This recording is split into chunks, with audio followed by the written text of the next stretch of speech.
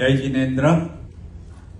આ સંસારના ભૂતપૂર્વ રહેવાસી અને આજ રોજના દેવલોકના વાસી છેલ્લા 40 થી વધારે વર્ષોથી શંખેશ્વર દાદાના પૂનમની અવિરત જાત્રા કરનાર પ્રભુશ્રીએ જેમને પોતાના ચરણોમાં સ્થાન આપ્યું છે એવા શ્રી જીતુભાઈ ઝવેરીને યાદ કરતા બે હાથ જોડી નતમસ્તક થઈને મારા શબ્દોને વાણી આપી રહ્યો છું. ઉચ્ચ આચરણ, ઉચ્ચ વિચાર, ધર્મ પરાયણ, ધર્મ અનુરાગી, પરિવાર અને મિત્રો પ્રત્યે લાગણીશીલ, સાદું અને સરળ જીવન જીવનાર એવા અમારા જમાઈ, અમારા બનાવી જીતુભાઈ ઝવેરી હતા. શું નામ? મારા દીકરાનું શું નામ? હા, મિતુલ, અમારો ભાણિયો. બધી વાત વિગતમાં કરી તમને લોકોને. નાની ઉંમરમાં જ મુંબઈ આવી ગયા, ખૂબ તકલીફ વેઠી, ધંધો કર્યો, ધંધામાં સ્થાન જમાવ્યું, સમાજમાં સ્થાન જમાવ્યું. પછી પોતાના પરિવારના સભ્યોને મુંબઈ બોલાવ્યા, બધાયને સાથ સહકાર આપીને બધાયને ધંધે લગાવ્યા, બહેનોના લગ્ન કર્યા અને પોતાની જવાબદારી નિભાવી. જીતુભાઈ ઝવેરીના મોટાભાઈ સુરેશભાઈ નાની ઉંમરમાં જ સંસાર છોડીને ચાલ્યા ગયા હતા, જેથી નાનપણમાં જ ભાઈ શ્રી કપૂરચંદભાઈ હઠીચંદભાઈ ઝવેરી કુટુંબ આખા પરિવારની જવાબદારી જીતુભાઈ ઝવેરી ઉપર આવી ગઈ હતી અને જીવ્યા ત્યાં સુધી જીતુભાઈએ એ જવાબદારી ખૂબ જ લાગણી અને પ્રેમથી પૂરી કરી છે. કપૂરચંદભાઈ હઠીચંદભાઈ ઝવેરી પરિવારનું આ જે વટવૃક્ષ છે ને, એ વટવૃક્ષને જીતુભાઈ ઝવેરીએ પોતાના લાગણીથી સિંચન કર્યું છે. વટવૃક્ષને લીલોછમ અને તરોતાજ રાખ્યું છે અને કપૂરચંદભાઈ ઝવેરીના પરિવારના ભીષ્મ પિતામહ, જેણે ભીષ્મ પિતામહ બનીને આખા પરિવારનું રક્ષણ કર્યું છે, એ ભીષ્મ પિતામહ રૂપી જીતુભાઈ ઝવેરીને હું મારા નતમસ્તક થઈને પ્રણામ કરું છું. જીતુભાઈએ પોતાના પરિવારની સાથે સાથે જ પોતાના મિત્રો પ્રત્યે ખૂબ જ લાગણી ધરાવતા હતા.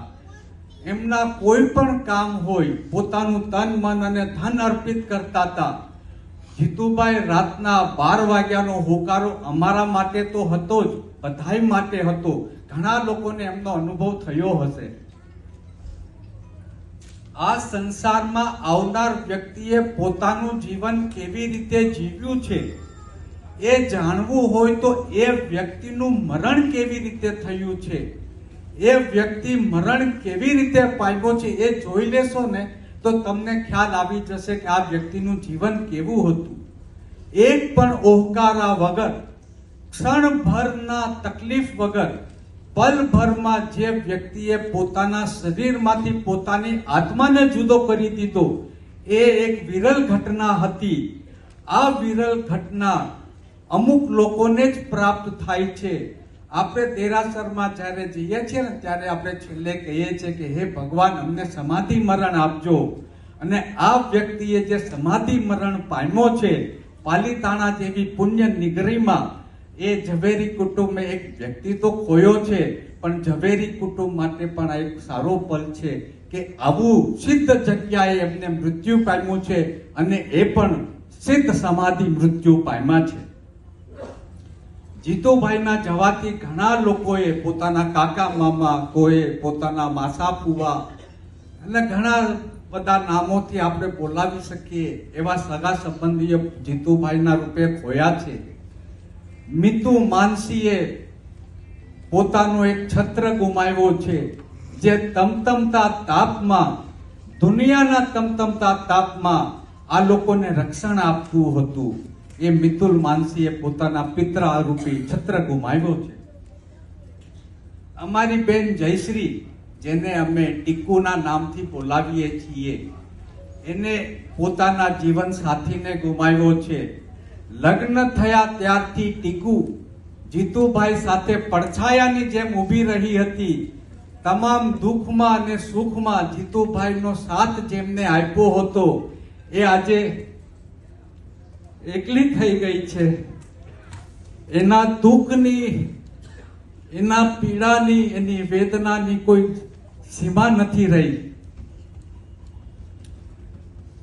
જીતુભાઈ ખૂબ જ ભોળા હતા. એની વાતચીતમાં પણ દેખાઈ આવતું હતું. ભોલેનાથ ભંડારી, શિવશંકર ભોલેનાથ એવા ભોલા હતા અમારા વેવાઈ જીતુ, અમારા જમાઈ જીતુભાઈ, અમારા બનેવી જીતુભાઈ. બધાએ બધું જ ગુમાવ્યું છે. કોઈએ કાકા, કોઈએ મામા. અમે જમાઈ રૂપી અમારા ભોલે ભંડારીને ગુમાવ્યા છે. એ અમારા પરિવારને ખૂબ જ મોટી ખોટ ગઈ છે.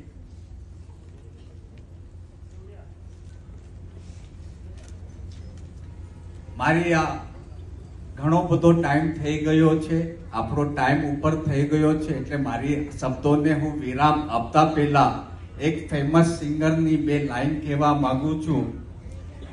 ચિઠ્ઠી ન કોઈ સંદેશ, चिट्ठी न कोई संदेश, जाने वो कौन सा देश जहां तुम चले गए.